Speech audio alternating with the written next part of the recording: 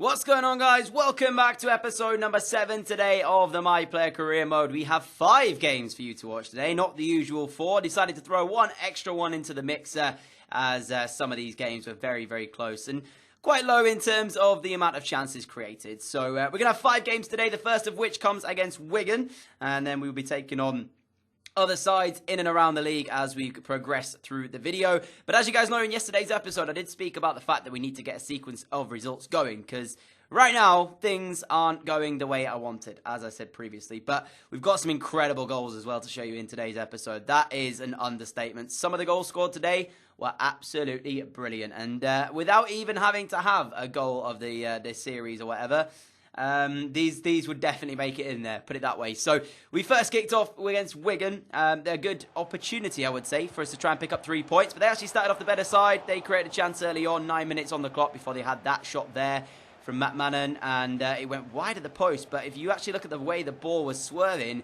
if it had been a little bit further out, maybe, just maybe, that would have crept into the bottom corner. So got the technique right, just not the accuracy he wanted behind the strike. And then it was Derby's turn to create a chance in the first half. We were at the heart of it, eventually finding Mason Mount, whose shot was initially blocked. He had another attempt at it, put it into the side netting. So after a very, very poor first half of football, really, it was a really bad kind of game to begin things off. I mean, that shot there from Wigan didn't really test too much of Scott Carson. He had an easy attempt at it.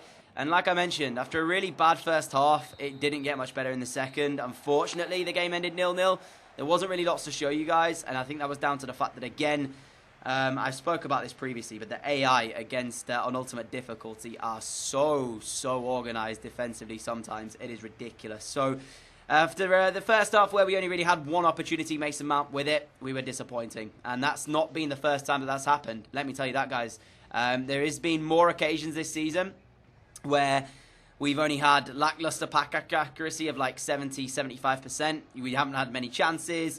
So I'm worried going forward to see how much it's going to take to actually try and get this Derby side promoted. So after a tough game there against Wigan, it was a 0-0 draw. Only the point picked up for both sides. I think we have to be the happier of the two with that one, considering the fact that they arguably were a little bit better than we were on the day. And again, yeah, you know, like looking at that, 2 shots, 1 on target, it's not good enough when you consider the fact that both those shots came from Mason Mount in that situation. So a bit outplayed, I guess you could say, but at least we got the point there. Then we took on Nottingham Forest at Pride Park for the second game. And this one was going to be very, very tough. I don't know what it is, but I have certain teams that always seem to play well whenever I'm facing them. And I felt like Nottingham Forest were going to be one of those sides. So I was up for a tough afternoon here at Pride Park. I have to throw myself a little bit about with the 2 centre-backs because we haven't had a lot of chips to feed on, I guess you could say. Like, the service to us this season has been lackluster. I'm surprised we've actually scored the goals that we had, in all things considered. So we need that service to start improving. We need to improve as a team as well. Even with, I think, Martin Wadcorn in there instead of us, I think it still would have been tough for him to really get the goals as well because we just haven't had the service whatsoever. That's how it looks for Nottingham Forest side, though, as we get ourselves underway here at Pride Park. They would have their first chance of the game. Diaz using the ball quite well, finding Sam Byram. He actually laid it across twice to Ryan Yates. It comes back in towards him, and he scores the opening goal of the game for Forest. Now, in the build-up to this one, I could just sense that ball was going in the back of the net. We didn't clear our lines. I could have used that highlight for so much longer. That one went on for like a good solid, probably minute and a half worth of footage where Nottingham Forest had the ball in the opening 20 minutes. And it was really tough to actually get them off it. Even every time we were blocking the ball, it was bouncing back. And yeah, just in general, not a nice way to start the game. And it was a good finish anyway from Yates, who puts them in front there. And this is actually one of the games where we're going to see a possible goal of the series. So I don't quite know how it happened, but Liam Bridcup put the ball down the right. Diaz puts in, I would say, a half-witted cross. But then look at this. I mean, I spoke about this as well yesterday, about the fact that when you face Ultimate Difficulty, they don't half-score some absolute screamers against you. Well, here is another one for you all to enjoy. The cross in, and then Yates, already on 1 for the game, just basically pulls that one out of nowhere and says, there you go, mate. I'll have a second for myself. That is tremendous. I don't even want to like sound salty or whatever, but I will happily lose to that. Like, that is a ridiculous finish from Yates. Fully deserving of it. We nearly had a screamer of our own, though, with 68 minutes played. Just trying a long shot out. our first shot that we actually had in the episode, because we didn't have one against Wigan, and we actually hit the woodwork. So sadly, we weren't on the score sheet, but I don't think it would have been fair for us to win the game after Yates' effort like it was. They weren't done there, Forest. They wanted to pile on the misery. Yates involved for this one as well, as he sends through his number 2, and they make it 3-0 Forest. Sudani capping off an unbelievable performance away from home for Forest. But again, for Derby fans, you're looking at this and thinking, this is horrific. Got to be honest, just how long has Frank got in this Derby job if things don't improve? Many people would have been expecting better. Certainly I was. I was expecting this to be a walk in the park, and turns out at Pride Park I was left red-faced. You can see my reaction after the game there, just kind of not knowing what on earth was going on. It was quite good from the Nottingham Forest player here to come and pick us up and just, say well done, whatever. But that sums up really what's going to be the problem. A lack of service, not defensively great again. There was a moment of magic from Yates, so you can't really take too much from that. It was a crazy goal, but at the same time, he's just not good in the performance. At home as well, home advantage, not good enough. And the Derby fans must be thinking, just how bad is this going to get? Because we need to find some sort of run of results. Yes, we are the best defensive team in the league, but we are probably also the lowest scoring, if I had to look at it now. So things have got to change. Things really, really have to change. Bristol City were up next, though, and they were in a similar position to us in the league, so I felt like if we could get an early goal here, things would be okay.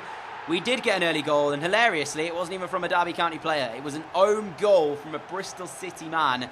Malone's cross in. It was aimed towards us. The defender was in one of those situations where he either had to get something on it and potentially put it in his own net, or try and let it leave it, but then I was behind him to try and tap it in. So he chose the first of the two. In the end, he got it completely wrong because he put it in the bottom corner of his own net. Good header from Pack, actually, if you had to say that. You can see it myself. I was waiting for it, trying to anticipate it, and then it basically fell over him. But yeah, unfortunate for the defender there, who concedes the own goal, but there's not a lot he could have done about it. Then we sent Mason Mount through one-on-one. I was quite surprised that he chose instead to just shoot rather than take that further. Felt like he could have managed to get himself in the box there and potentially finished it, but in the end he puts it wide of the post. And that was largely the only chances of a game. So again, when we look at this Derby side, real lack of chances created yet again. Seems to be a recurring theme here. But at least we took one, or rather Bristol City gave us one, with Pack heading into his own net. And that turned out to be the only goal. So 3 points. Where, hey, we got ourselves our first win of the episode as well. Nicely done, boys. Huddleston with a man of the match performance, I believe, in that game, which is a very, very poor game in the end, to be honest. So can't really count that as a man of the match performance. He was just the best of a bad bunch by all accounts. 2 more games to come, though. This one, Sheffield United away I think they play at Bramall Lane, isn't it? So yeah, we're travelling again, seeing what we can do in that regard, because obviously, as I said, not the greatest episode so far. We need some more chances to start flowing our way. And we saw one crazy goal in the last game, or the game before that, sorry, against Nottingham Forest, when Yates decided to pull that one out the bag. Well, you're about to see another screamer. And I have to admit, I don't know which one's better. They're 2 different strikes, but in their own right, they're both absolute quality as well. So I want to show you them both, obviously, and let you guys decide who has the better of the 2. Now, this game got underway very quickly, and we actually had a chance. I felt like we were offside here.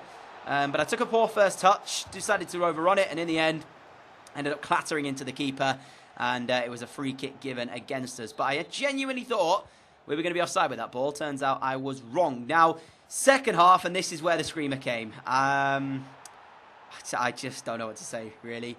This, again, very much like Yates. As I said, different types of strikes, but it's a worldie at its best. Like, you know what? Mason Mount, we have to applaud him.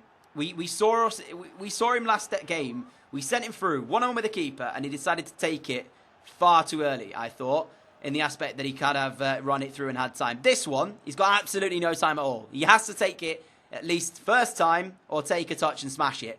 Takes it first time. Look at the curl on that. Keeper stands still. Not a hope in hell's chance that he's going to get that. And that is a quality strike from Mount. And as I said, which one is better? The Nottingham Forest one from Yates or the Mason Mount curler against Sheffield United? I might put a little poll up on the top right-hand side if you guys want to cast a little vote for it and give your opinion on which one was better. But I know which one I would choose, and I ain't going to say anything at the moment. So That game there ending again. Another massive 3 points here for Derby in their quest as well to try and get themselves in the playoffs. Mason Mount strike, the only one in the game. You can see him celebrating there with Scott Carson and Thorne, because he realises just how good his goal was to win us the game.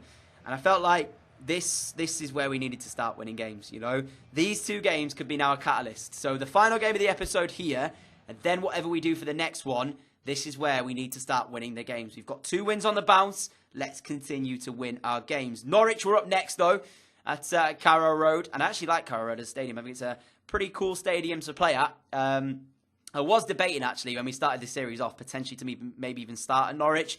But I decided again that we'd have to go to start Derby with Frank. So travelling here to take them on, quite interesting indeed. I feel like this one's going to be incredibly close. Both teams similarly matched, but I feel like form as well might just carry us over into that next bit. That's the side that Frank went with.